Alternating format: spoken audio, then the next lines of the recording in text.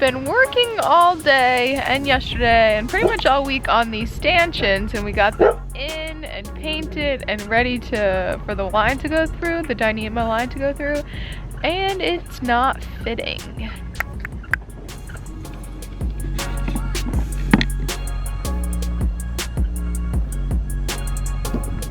Woo woo!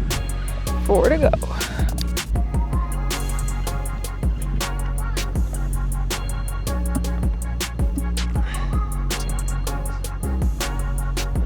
What's going on, everybody? Alright, in this short video we're gonna show you how to do your own lifelines with Dyneema. And this is the first time I'm ever doing it, but we already did the top lifeline on both sides, and it's pretty easy and I'm really happy with it so far. So we have 2 more lifelines to go, and we're gonna do them with you and show you what it's all about. So we already got our stanchions up, and these are carbon stanchions that we painted and put together with some grommets and plastic caps and stuff, so the grommets will prevent chafe on the Dyneema line. So if you want to see more about that, I'll link to that video somewhere on screen here and below. Just excuse our boat, we're a little bit messy right now. We haven't gotten to paint yet, still cleaning up the epoxy fiberglass jobs and stuff like that. But I already told you the disappointment we had with our stainless lifelines. I want to talk to you real quick about why we're going with Dyneema Lifelines. First reason is that they're way lighter. Weight on a catamaran is big time, and every pound you can save really adds up. So that's one reason. They're stronger than stainless steel cable. They don't corrode like stainless steel cable does, and they're easily inspectable. So if they do start to chafe or wear in certain spots, you can easily see the fuzz start to form on the Dyneema line, and you can take action to prevent that, whether it be taking them out of the stanchion and just filing down your stanchion because maybe it has a sharp edge or something that's causing chafe, or whatever it may be.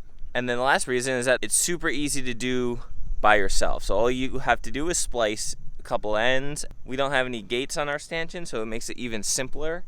I've never spliced Dyneema before, but I've been practicing making some soft shackles and loops, and then started doing some eye splices on the ends of these top ones, and it's super easy. Do you have anything to add? Especially when you have a good partner like me.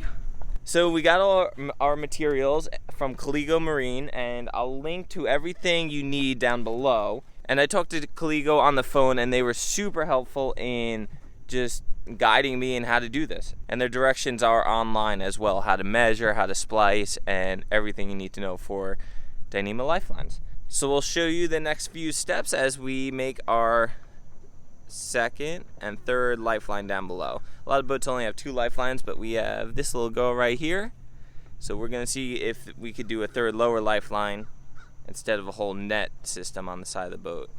But if it's not good enough, we'll add a net. So the first thing Caligo says to do in the directions is just measure. Now they make it a point that you need 21 inches extra on both ends. That's for the splice and the bury and the loop and everything you lose in that process. So you need 21 inches extra on each end wherever the line connects to something. And you want to make it around 6 inches shorter where your lashing is going to be, and then your lashing is what tightens up the lifeline. So we did that on the back of the boat over here. So all we're going to do is put an eye splice on the very end and luggage tag it around that, and then we'll run it all the way to the back of the boat, not through the stanchions, but just to measure it up, and then we'll take it from there. So let's do that eye splice first. Also, this is 5mm Dyneema ducks, and ducks is Dyneema that has been pre-heat stretch, so it got all the creep and stretch out of the line. It's as long as it can be. So the area where we do the splices, we make an eye splice and all that, and we loosen up the fibers of the line and everything. That's going to put some room back in the line, and that'll have to be stretched out again, and that'll just happen through our lashing. We'll tighten up the lifelines, and that'll come out a little bit, and then over the next few days I might have to tighten them up once or twice more.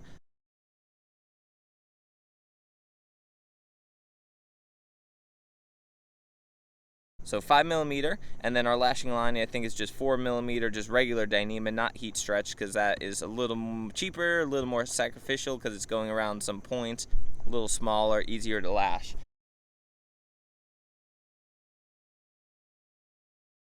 the back end of our lifelines, we're gonna lash it just through the eye on the back stanchion post. On the Dyneema side, we use this special aluminum Caligo fitting, which is really nice. So we'll do the eye splice around here, and then the lashing will go through these holes around the toggle on the other thing, and then back. You'll see. All right, I'm not gonna go through a whole eye splice or Brummel splice. There's plenty of videos on that. I'll link to one below. Selma fids that are a whole set and nesting fids. We got our cutting board, ceramic knife, tape measure, and marker. All right, let's do this up here.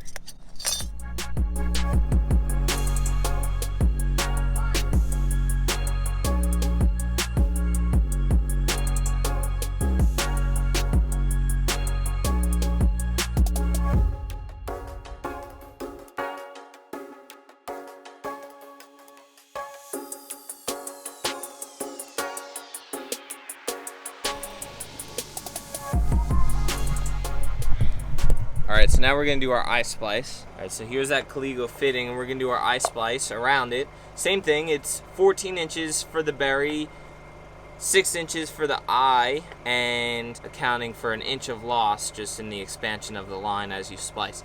Now, 6 inches for the eye, that's like, if the eye's like that, we're talking about that is around 6 inches. Now I found that 6 inches is pretty tight, so I've been going just a little bit more, 6.5 to 7 inches, and I found that that's giving me a little more room to kind of finagle this fitting in here. So I'll show you what I mean. Alright, so we made that loop a little bit bigger. It was like 6 3/4 inches. And then too loose isn't such a bad thing because you have your lashings holding it around this line that's still in the groove anyway. So you can definitely do a little bit looser rather than tighter. Might have a little bit of space back here, but better than not being able to get it on at all. There we go. Alright, let's lash it up. So for the lashing line, we're gonna start it right here through this hole. We're gonna do a double figure eight, so we'll throw a figure eight, in here, and we'll go through this hole, do our double figure eight. Hey Marlon. What's up Marlon? Doing some lashings, you wanna help? This is Uncle Marlon, if you guys don't know. He hangs out with us when we're up in Long Island doing work at my dad's house.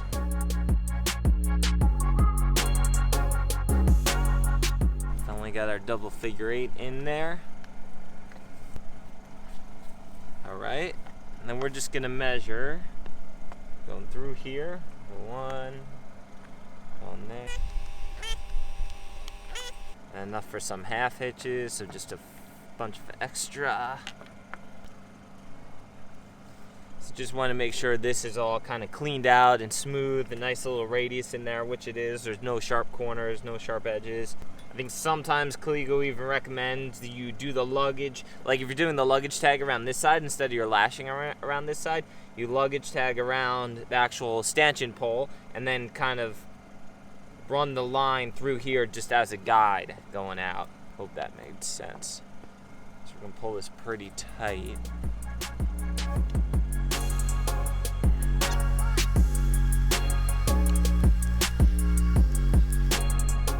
And these Caligo fittings make it really easy to pull your lashings tight because it doesn't allow the lines to bind up on each other while you're pulling.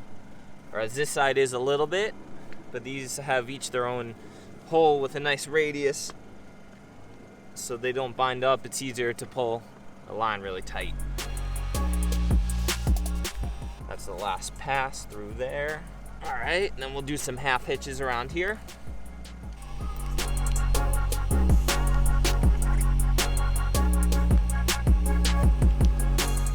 Do a bunch of them like halfway up the lashing.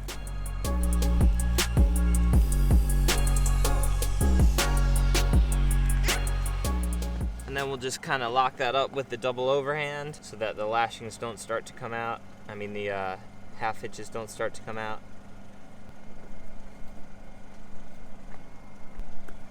There you go. Do it yourself. Dyneema Lifelines. Let's take a look.